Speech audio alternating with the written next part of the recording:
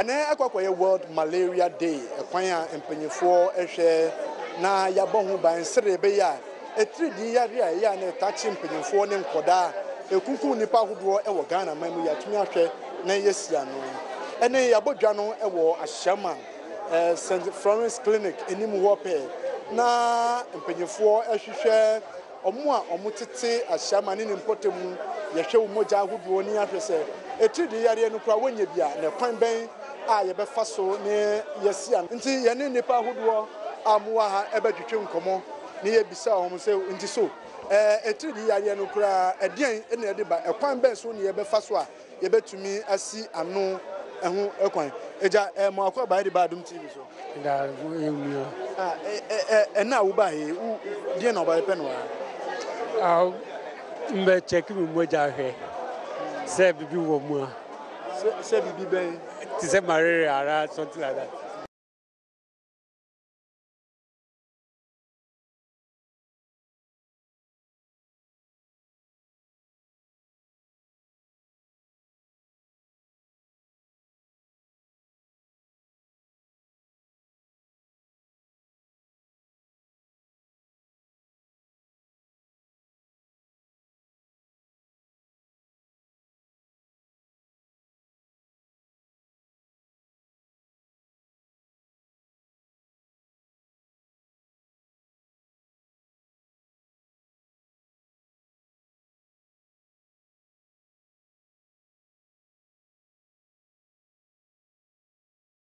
Eso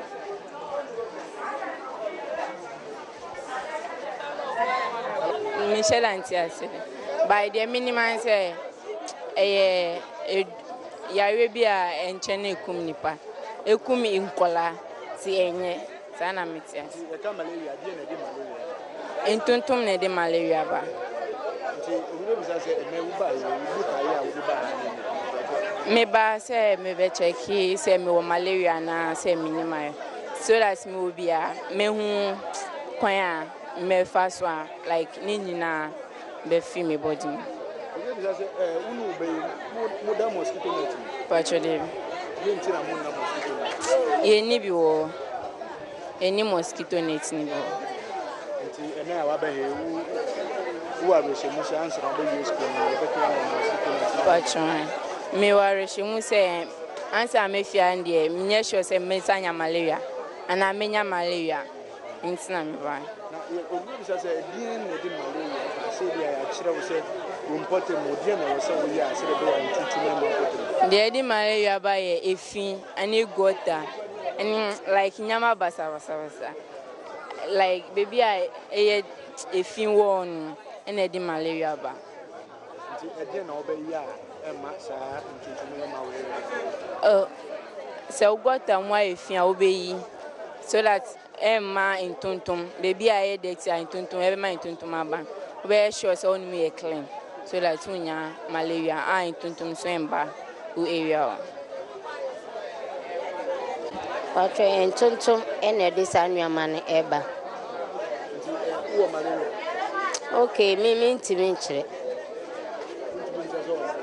wacho obi be say wo ba ha ene a ba wo be okay me so me ba hwe me moje me hwe se me obi an obi be say unu obayi muda net ya de mo so no net no be biate nteya na entuntum etime ewe wo hwe me san kura enye obi na be de be ka se e bia me bo ana se me entuntum na ri ori en so e de malaria ndi okay sana me me obi be say edie ni die na wo se wo ya e ma entuntum e ma mpoto by se me koda me di net ne hihye mattress na asinyina se de be ya ntuntum enwe mu enkai so bi anya malaria kwan ben so na obefa so hu se nipa wo nya malaria sese no kwan so a wo befa wo be hu se nipa na anya malaria ne se oba wo be ma na ye test malaria test nti wo be ma no akonya na nipa na atenase na owa taking a blood sample nti test strip ni ya wa test strip wo ho wo be tia no na wa prepare nipa nsa with our alcohol swab. Alcohol swab With the bed paper ne panensa. With the paper nensa we are. Ubefa dry cotton wool ball. Now with the asa paper nensa, and then you use the needle prick to prick nensa. Normally we use the fourth finger on the non-dominant hand. Into say nipa ne dominant or writer. You use the left hand. Now what one nensa chain. In finger and chain, and then you take a sample with this thing. There's a hole here with the breast so at 90 degrees. Then blood no be able scoop tokro. Now with the agu chamber, and then after that you use the reagent. You drop 4 drops into the next chamber, and then ready. It will take about 15 minutes to read for the correct value. Into say we check it more positive.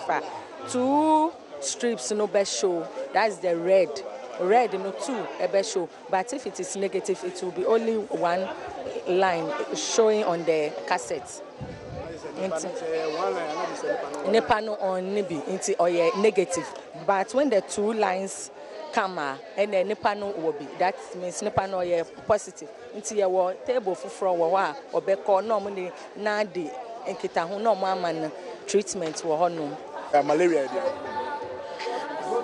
malaria yare bia e wo ye moje mu aboa na e man malaria ntontom e na yi fi nipa baako e de call another person ti yare bia unya se wentumi ambo ne ho ban a obetumi ahwe wo nko nti se kase malaria preventive measures dia na was here ya betumi dey see malaria no ban.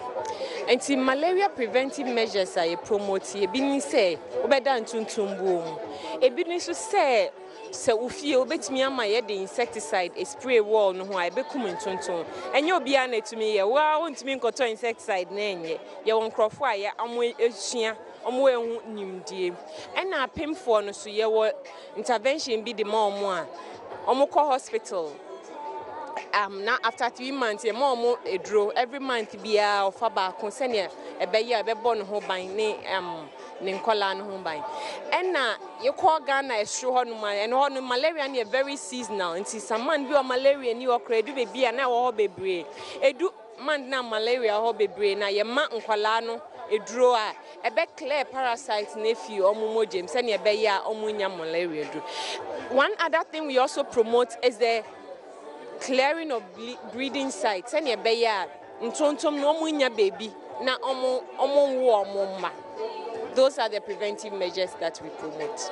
Ntiene edien pa ne botaye ntia ye di 2008 World Malaria Day. And 2008 World Malaria Day, yes, ready to beat malaria.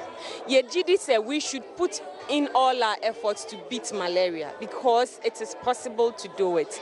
We've put in a lot of efforts and we've come this far, but we still have a lot of work to do. So let's all put in our best and beat malaria. Bisa ye ka World Malaria Day World Malaria Day eda wiase afana ato esiho say ye behwe a 3D yare no ehunsem na yabo ho edero ekwan a nipa bebre befa so a ombebo mo ho ban efi a 3D yare no ho na ye and also World Malaria Day eda so a ye hwe impuntu a amanaman bebre a omowo a 3D yare no ewo omo manso no impuntu omo nya anase progress omo ambeke ewo sa the fight against malaria anase a 3D yare no ho na ya hwe kwan a ye befa so edi fight no akwenim anase edi a 3D yare no esonkunim Ghana maimu ye afiwe afia etoso the 9th yes marking World Malaria Day in Kaneno na ye African Malaria Day nanso WHO ehun say a 3D yare no anya African kwan na ewo demom ewo wiase mind bebre eso enti almost sano no mo ye na World Malaria Day na afiwe botaya yɛde asi yɛne so ɛne sɛ ready to beat malaria. Akyɛ sɛ yɛboaboa yɛn ho anaasɛ yɛayɛ krado sɛ bɛdi atredi yare no ɛso nkonim. Ghana yɛwɔ ɛkwan bebree a yɛfa so a yɛde fight malaria ɛwɔ ekrom ha. Ne edi kan ɛyɛ sɛ yɛma obi biara tuntundan anaasɛ mosquito net, treated mosquito net. So biandem anadwo biara ɛnam sɛ mmoawa na ɔmo ma malaria anaasɛ ntuntum na ɛma yɛ malaria no ɛtaaka ɛmra yɛada. Enti obi bɛka so o metima bonten ewia kete a mekan papers a ntuntum kamea no de enye ebia dodo na ntuntum na account daytime no enhye da enye ntuntum e be ma malaria nemo omo pie anajo omo na omo tama malaria ban. So you be say this is the 9th year yes the mo year previously here the mo year postmortem after every year. It is a improvement no and say every year be a be koso ni akasa say ya na so. Yo medase. Fiti time I started marking World Malaria Day. You're making a lot of progress. Be 12 years ago. Now we Ghana Ghana growing na be 3% of the population in Kwana na enya bed nets edem. Ene emra ye kase. About 72% of the population already bia obehu say amount for mosquito nets. But see you say malaria what you say malaria me just say yare bia I say ntuntum na de ba en sa na me ti ase say me check say bia me malaria na me obi wo mujama ebia ya kire wo say bia die na wo yi a Emma untuntum Emma area. Say ye clean and put them ni gota no mu. Say the be gota no emu nchi say mu ichi a na Emma mba no tuntu di ba Emma mere na so ba. Who da mosquito net? Ah me dem. But I dey bia na me dem because the show no say show wo ho. Nti na wo ba ha no so wo mosquito net. Ma kwa she.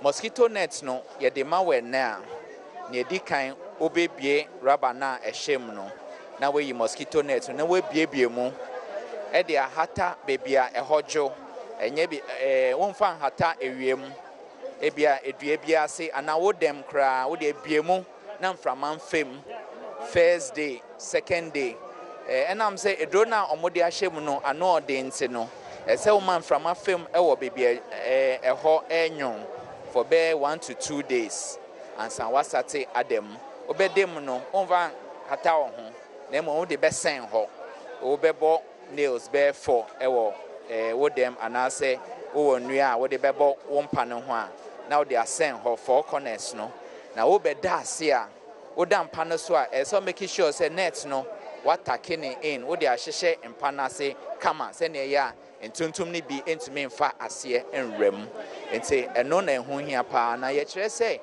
de bia najo ese wodem enye se ene ni ochina wodem ochina echi wondem ade chimbio ma wondem na emom anajo bia se wo koda dan tuntun dan